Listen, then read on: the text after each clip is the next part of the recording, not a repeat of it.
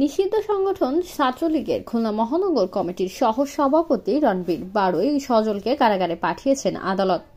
শনিবার দুপুরে তাকে খুলনা জেলা কারাগারে পাঠানো হয়।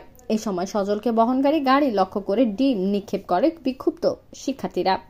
এর আগে গত 30 আগস্ট খালিশপুর থানার দায়ের করা বিএনপির ভাঙচুর মামলায় তাকে গ্রেপ্তার দেখায় গোয়েন্দা পুলিশ।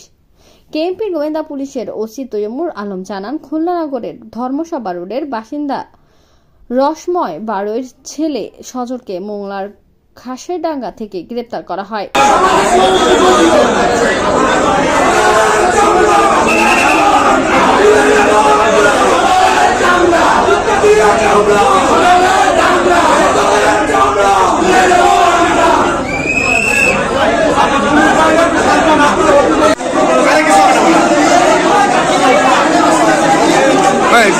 আমাদের একটু কাজ করতে